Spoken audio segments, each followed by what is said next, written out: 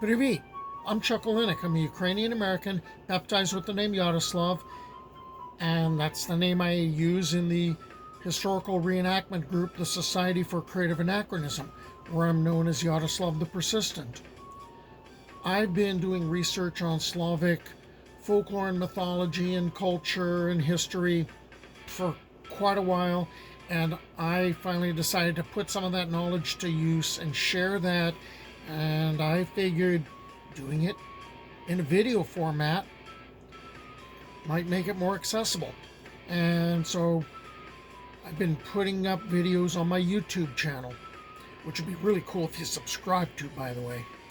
So what I'm going to deal with today is I'm going to talk about the topic of the Alatyr Stone, which has a place in Slavic lore, except that first I've got to talk about amber, and then I got to stray into some Baltic stuff, which means we're going to finally start getting into some of the Baltic mythology too. Amber is a naturally occurring resin derived from trees. It's therefore naturally light in weight and usually translucent, although it can be opaque. Amber comes in a variety of colors, ranging from a milky white to a deep green to an almost black, dark brown, and even dark blue. Yellow, orange, and dark red amber are the most often occurring. Examples of amber have been appreciated for its color and its natural beauty since Neolithic times and worked as a gemstone since antiquity. So this is a Neolithic example. I was going to show you some of the really cool carved amber that's, got all sorts of things engraved in there, and I couldn't find those pieces. I did find my ones with bugs, but I figure if you've seen Jurassic Park, you know what that looks like. Here's an icon made using pieces of amber. Amber wasn't just a Baltic thing. The ancient Romans were also aware of this gemstone and prized it for its properties.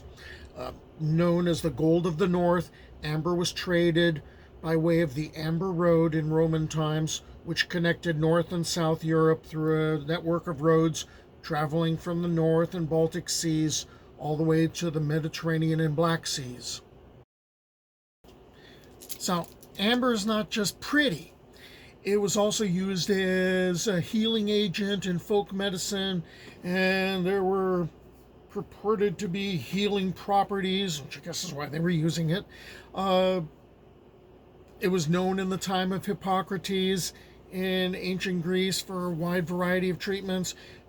Traditional Chinese medicine uses amber to tranquilize the mind. People would wear necklaces made of amber beads to protect themselves from sore throats, headaches, and to strengthen their thyroids. In some cases, amber was crushed into a fine powder and smoked as a way to clear sinuses and a stuffed up nose. By the way, the American Academy of Pediatrics and the FDA warn strongly against the use of amber. Choking hazard, all right? So don't do that. Okay, now let's get into some myths about amber. The Greeks and the Romans believed that amber pieces were actually the tears of Clymene and her daughters. After the death of Phaethon, or Phaethon, Clymene's son, they were turned into poplar trees and forever weep for him.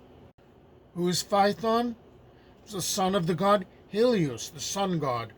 Arrogantly, he believed he could control Dad's chariot, resulting in a disastrous ride, which only ended when Helios struck him with his lightning bolt, killing him instantly, which actually sounds kind of Zeus-like. Amber was known as the Sunstone, both for its color and the association with Phaethon and his tragic fate. In the Baltic region, amber's a big deal there too. There's a lot of folklore and traditions around it. It's known as the soul of the sea or the tears of the sea. According to Lithuanian mythology, Jurata, the Poles call her Jurate, She's the goddess of the sea. Sometimes she's a mermaid or portrayed as one. She's living under the Baltic in a castle made of amber. One day, upon hearing that a fisherman, Kastytis, had fished too many fish out of the sea, she emerged from her castle and she was intent upon punishing him, and you already know where this is going. She fell in love with him. Their relationship's forbidden because, of course, that's the best kind of relationship. And the reason? Kastytis, he's mortal. And the thunder god Perkunas, who's basically the Baltic version of Perun, hears about this, and he strikes the Amber Castle with one of his thunderbolts in his fury, and the castle bursts into a million pieces, and as a symbol of her love and sorrow, amber is washed ashore, serving as a reminder of forbidden love and the power of the sea. Okay, there's another version of that Lithuanian legend, Perkunas, right? The Baltic version of Perun. He kills Kastytis, and Jurata is so distraught that she weeps tears of amber for eternity, mourning the loss of her true love. Either way, both versions offer an explanation as to why the Baltic seems to be a practically endless source of amber. Okay, now let's get into the Slavic stuff. So when we start moving into the Slavic stuff, now we start talking about Alatyr or the Alatyr Stone, and this is a big freaking deal. It's big enough that it gets its own symbol. It's known as the star or the eye of the god Rod, the Slavic god creator, and this symbol is often showing up on Slavic embroidery. It's an 8-pointed star. It's a symbol of the expanding universe, vital energy and magic, and it was one of the easier Slavic symbols for me to put on things when I was doing wood burning. The name of the Baltic Sea amongst the Slavs was often the Alatyr Sea, could be the Ocean Sea, the Blue Sea, the Icy Sea, and it was known as the source of all rivers, which seems kind of backwards because rivers flow into the sea. But hey, it's folklore. So, on this sea, which goes by a bunch of different names, there's the Isle of Buyan. The Poles say it is on the borderline of the worlds and beyond the places of human residence. It's said to be able to appear and disappear with the tide. There are some legends that say that there's 3 brothers who dwell upon the Isle of Buyan, the northern, western, and eastern winds. And that's going to explain why storms are waiting there until, before they sweep the skies, until Perun gives the word, says, go. Others say that it is the Zorias who dwell there, solar goddesses who are the servants or daughters of the solar god Dajbog. And I mentioned them when I did a video on Dajbog. Okay, and then there's supposed to be the positive powers of the gods, such as strength and courage, which sounds kind of Crom-like. Okay, Conan reference. All right, prosperity and luck. Appearing on the maps of Mem, there are tales which identify Buyan as the real-world Baltic island of Rugen, which was a Western Slavic stronghold from like the 7th through the 13th centuries. On the Isle of Buyan lay the Alatyr, variously called Alatyr, Alantyr, Alatnir. It was a glowing mass of amber or brilliant white stone beneath which flowed water.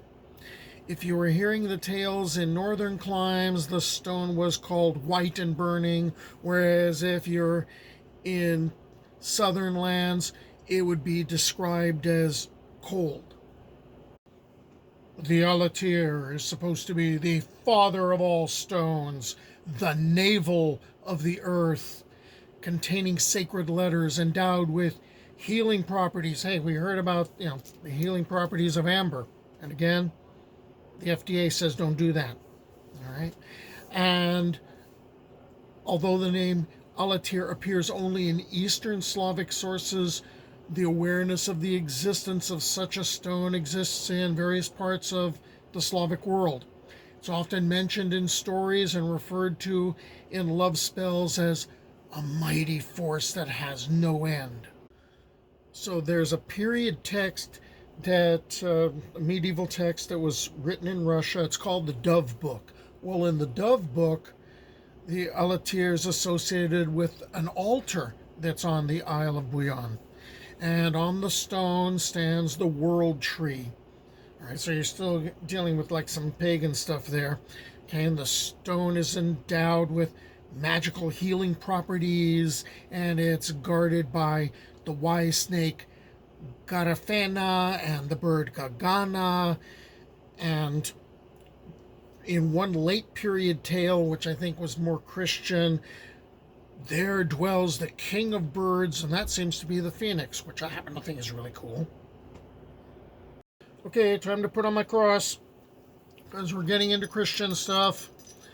Now my cross can interfere with the amber. Okay, so you can connect the stone with all sorts of things. The Alatyr could be the stone on which Christ was crucified and through which his blood trickled upon the head of Adam and of all born on earth.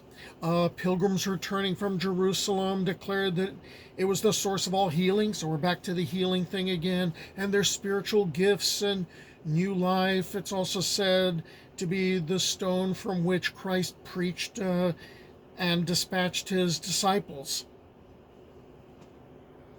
The name occurs in heroic ballads, mainly in connection with, bogatirs. Yes, the bogatiri are around. Ilya Muromets, Vasily Buslevich. So you're getting, the guys from Kiev and also the guys from Novgorod. And it shows up in the tale of the hawk ship of Solovey Budimirovich. So it's a bogatir thing too. So as the story of the Alatyr ages and the story spreads to different places, the geography becomes a lot more hazy in the folklore. And in the extreme north, the sea that the Alatyr is located on, because remember the Isle of Buyan, that's the White Sea. For some, it's the Baltic. For the dwellers in the south, it could be on the Caspian Sea or the Black Sea. If you're far enough inland, the Alatyr becomes a boundary stone, like in that one picture you saw with the bogatir, and figures in stories about crossroads. Yeah, but that gets into that whole thing of how geography kind of shifts around, and I want to do another video on that regarding the geography of the bogatir legends. So until then, do pobачення.